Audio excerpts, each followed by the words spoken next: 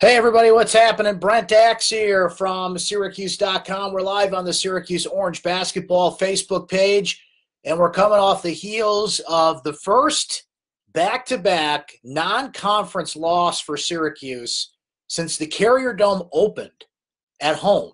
The first back-to-back non-conference loss in a row, so back-to-back, since 1975 overall, when Syracuse was in the ECAC and not really technically in a conference. Bottom line, it's the first time that's happened in a long time, and Syracuse basketball here on December the 18th rests squarely on the NCAA tournament bubble. We can say that now, and it might be even worse than that. So we're here chatting live here after the 71-59 loss to the Buffalo Bulls. Buffalo now clearly New York's college basketball team, that's for sure. Hey, Syracuse is a football school all along, right?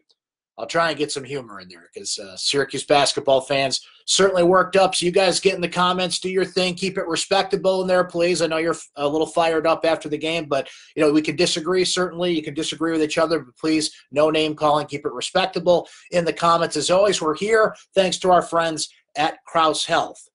Bottom line, Syracuse basketball is in trouble right now. There have only been 3 seasons in Jim Boeheim's tenure, which shows you how consistent and how good Jim Boeheim's Hall of Fame tenure has been at Syracuse, but just 3 seasons where they lost 4 non-conference games, therefore not making the tournament.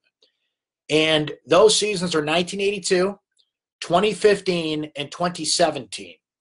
Those are the 3 seasons that Syracuse lost 4 non-conference games under Jim Boeheim. They did not make the tournament in any of those seasons. Now, technically, in 2015, Syracuse self-imposed a ban from the NCAA tournament, but they weren't going to make the tournament that year one way or the other, even if they did not self-impose that ban.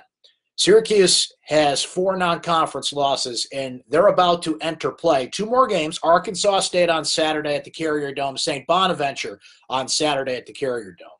2 more non-conference games, and then they enter the toughest conference in college basketball.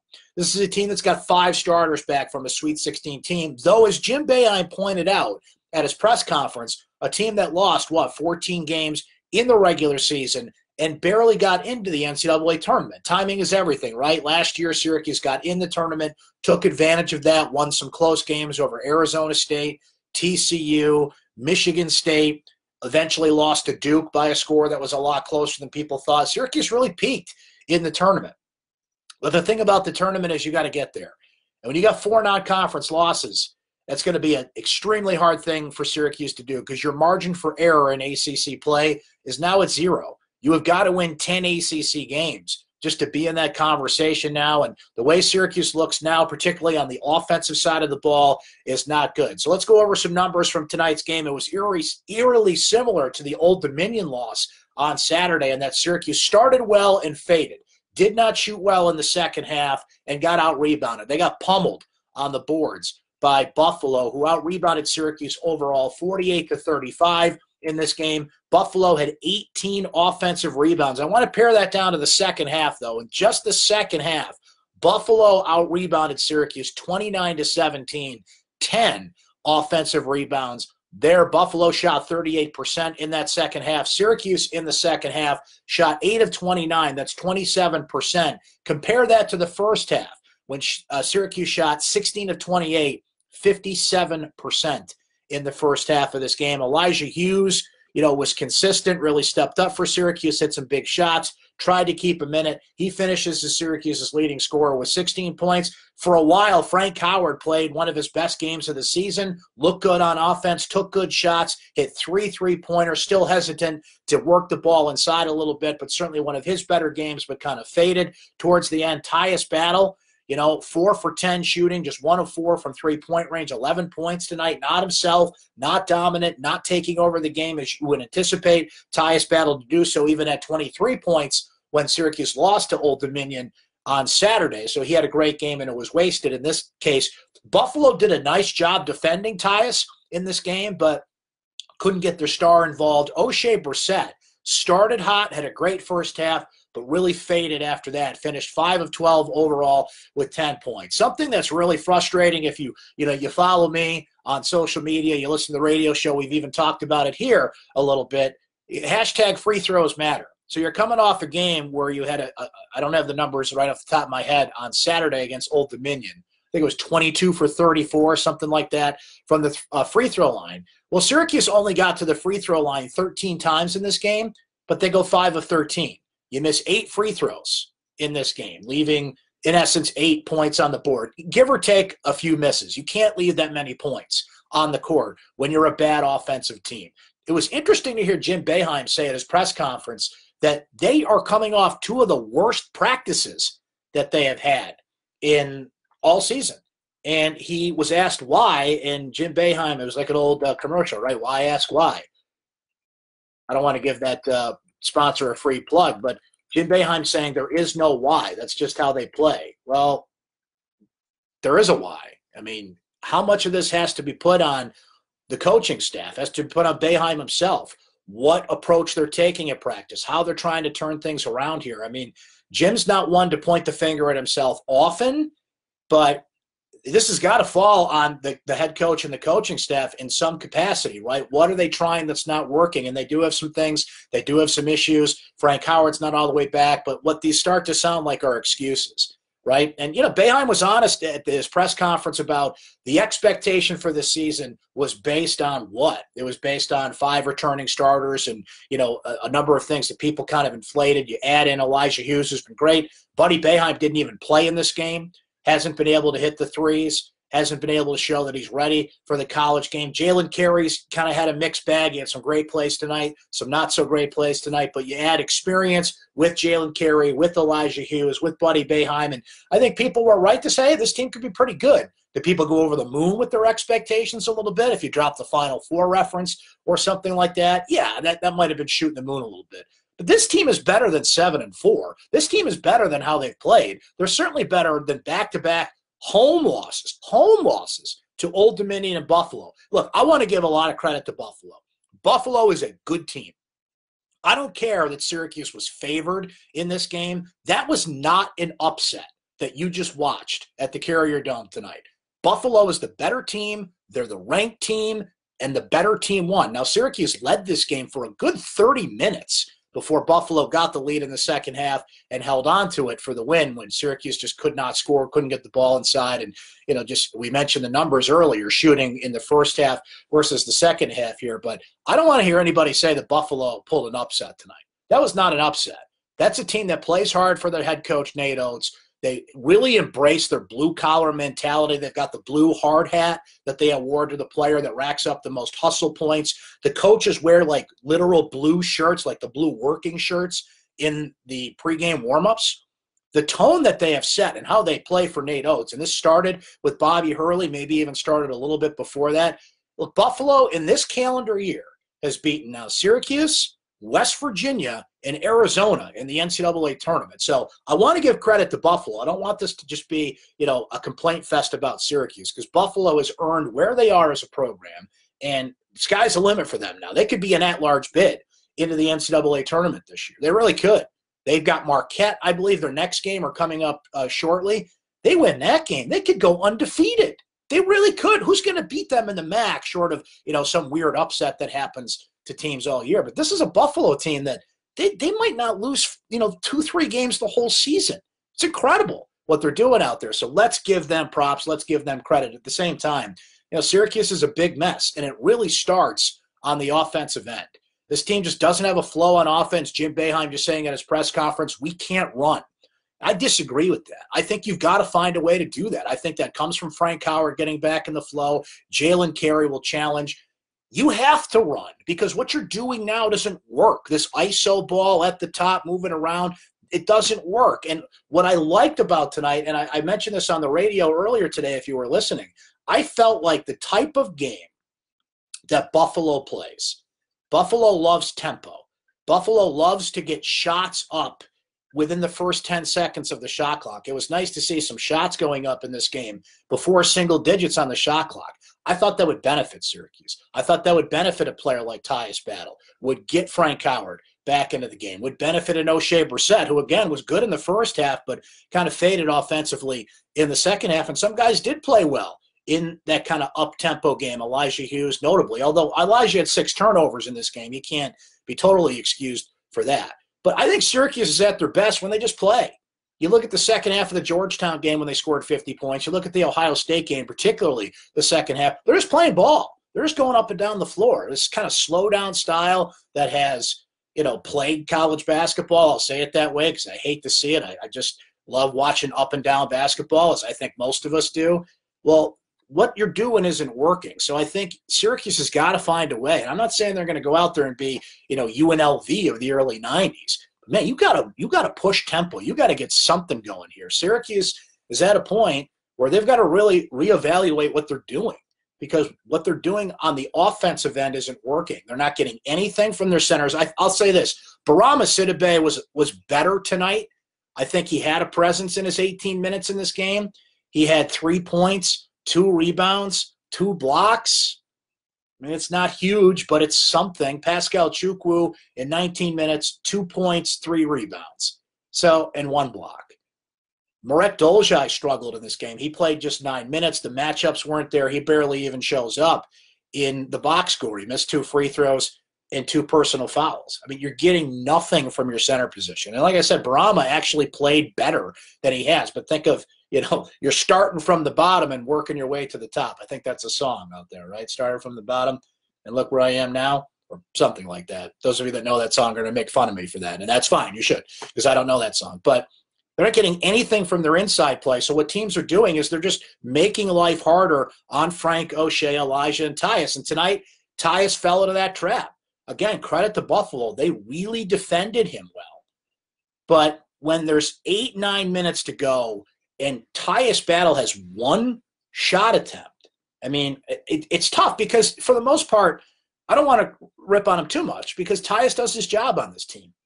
He's been consistent all year, short of, tonight when he struggled a little bit. He had a 2-point game earlier in the season, but bounced back and had 23 in the next game. I think Tyus is fine. I think Tyus does his job for the most part, and sometimes teams really key in on him.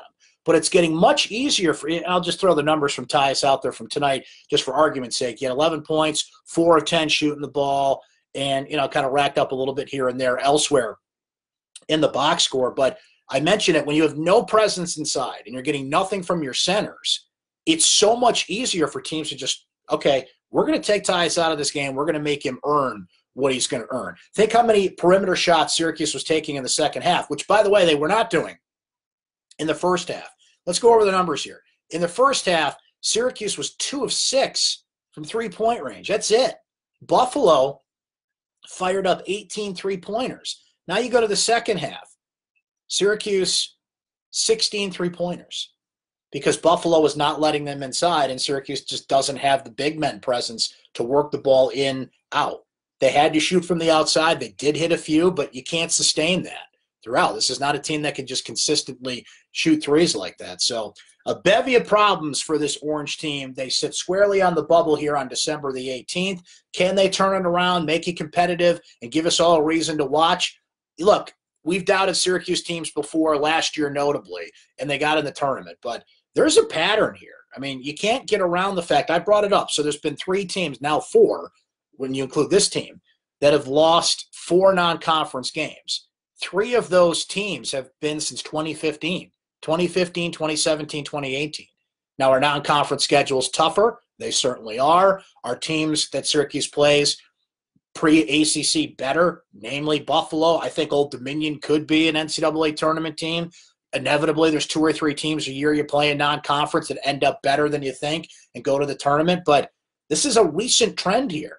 And recruiting's actually been pretty good when you look ahead. You look at a guy like Joe Girard III who's coming in, Bryson Goodine who's coming in, a couple other players that Syracuse has committed that are highly rated coming in, and they're chasing Isaiah Stewart. They really need Isaiah Stewart. If you guys follow recruiting, and a lot of you do, Isaiah Stewart is a big-time prospect, 5-star player. He's from the Rochester area. I believe he's at prep school now. He is a ferocious rebounder. He can score inside, and Syracuse desperately needs any kind of presence in the paint at the center position. Marek Dolzaj has not progressed He looked great in the tournament last year, and he said natural progression. He just want him to get 6 to 8 points a game, just something from that position, and he can't even do that right now. So certainly a frustrating go of it for Syracuse fans right now. And, you guys are laying out the comments there and making some good comments. Josh saying we can beat anyone but Duke in the tournament. Claude saying Syracuse needs 10 wins in the ACC. I think that's a bare minimum at this point. By losing 4 non-conference games, you give yourself no margin for error going into league play. I don't think you can lose what Syracuse lost last year and have the same ACC tournament and get in by the skin of your teeth again. That's just not going to work, because look at your 4 non-conference losses. Old Dominion, who again might be a tournament team, but their net ranking, their quad system ranking is not going to be good for Syracuse. Buffalo is a good loss in that they're a good high-ranking net team, an AP-ranked team, and a good team, but you lost to them at home. So Old Dominion, Buffalo, Connecticut, Oregon. Connecticut and Oregon are nowhere near the rankings and are high up in the net rankings as well, I believe in the 70s and 80s. Last I checked, that could be off a little bit because the net ranking fluctuates, but that's 4 non-conference losses. Your best non-conference wins Ohio State. I don't know where Georgetown's going to fall on that list. I don't think it's going to end up being a difference maker. Last year, Syracuse beat Buffalo at the Carrier Dome almost a year to the day, and that was a win that pushed them in. That was a win that pushed them over the edge. That was a win that got them in the tournament when you looked at the whole body of work over 4 months. Now, that's a loss. So what you have to do is go win more ACC games. This does not look like a team that's ready for ACC play right now against the tougher teams. There's teams in the ACC Syracuse can beat with that kind of gritty style of play, low scoring, because there's certain teams in the ACC that play the same way. But you cannot be on the same floor as Duke right now. You can't be on the same floor as Virginia right now. You can't be on the same floor with North Carolina right now and expect to win a majority of those games. Middle of the pack, lower ACC teams, you got a shot because these teams just know each other well and can match up and know what to do and know the personnel. But can you see yourself watching the Syracuse team on the same floor with some of the top ACC talent right now? Which was, again, projections are projections, but that's where they were projected to be based on, I thought, good intel. 5 returning starters, which just does not happen in college basketball. In the one-and-done era, you don't get that many players back. Add in Carey, add in Hughes, in theory, add in Boeheim. Natural progression from Sidibe, from Pascal Chukwu, from Marek Dolzaj. Haven't got it. So they're kind of stuck where they are right now, and it's going to be really interesting to see how they find their path in ACC play, because they're an offensively challenged team. This is one of the most disorganized offensive teams I have seen in a while. I like that comment from Fez in there. That's Brent, B-R-E-N-T, Fez. I'm afraid of Julie Boeheim. I love it. Let's see. Javen saying, Brent, officiating was horrible around the 6 to 7 minute mark, but I'm not looking to blame the refs. What do you think? We need to do a better job of recruiting centers. What happened to our Rakeem Christmas-like centers? Look at all these other teams, centers that Syracuse is playing. They don't look anything like Chukwu or Sidibe. They are trying to change that approach, Javen, with a player I mentioned a moment ago, Isaiah Stewart. If they get him, that'd be a huge boon for Syracuse because they need an offensive-minded player. You brought him up. Rakeem Christmas is a great example of what they need. Syracuse typically recruits long centers that can play the zone with a defensive-oriented mind. Well, you look at Jesse Govan from Georgetown. You look at Caleb, I forget his last name off the top of my head, from Ohio State. Buffalo, Perkins comes in tonight. That kid's stepping back, taking threes. You need that kind of player because this whole project long, and there's a player on next year's recruiting class that kind of fits this project mold, the long arms, right? Take up space in the zone. Now, you need offensive-minded centers. You need guys that can score in the middle. So I agree with that. I think that recruiting aspect has to change. As far as the officials, look, Mike Stevens ref this game. And look, I'm with you, Javen. I'm glad you said that because officiating was nowhere near anywhere affecting this game.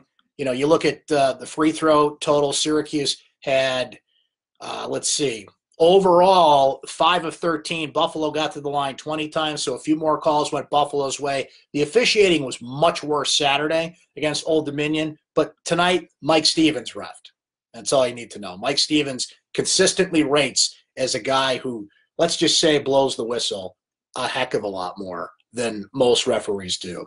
Mike saying, how long until Howard doesn't get a pass, lazy defense, nothing new, and he didn't take the ball in the paint at all, which he needs to do. Frank Howard led the ACC in steals last year, so I don't know if you can really qualify as a lazy defensive player and do that, but I think tonight was a good example of – now Frank played 32 minutes and Jalen played 9. I think that gap's got to shrink a little bit. But when Frank didn't have it in the first and a half, Jalen came right in.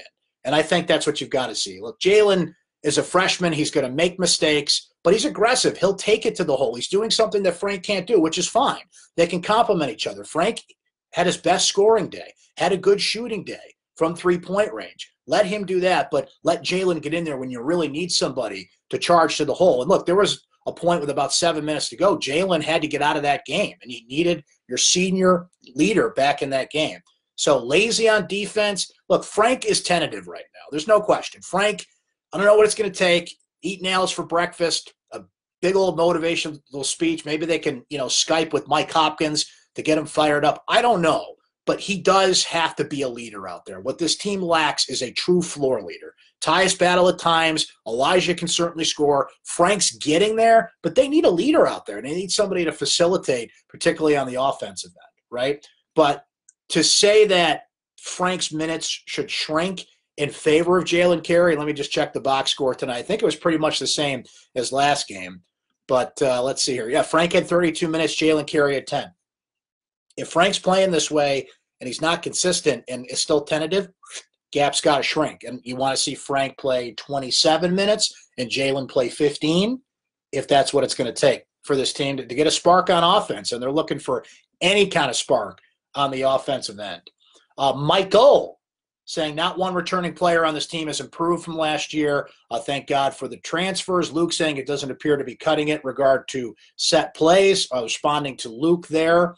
Let's see. Josh saying Hughes needs to be John Wallace. Interesting comparison there. They certainly can play a couple of different positions there. Elijah can play both guard and forward, and you kind of float him back and forth based on where he's playing best. But if there's one guy I have no complaints about, like I said, he had 6 turnovers tonight, but Elijah Hughes has been the most consistent player on this team, the most consistent scorer, the most consistent shooter, the most consistent producer on the offensive end.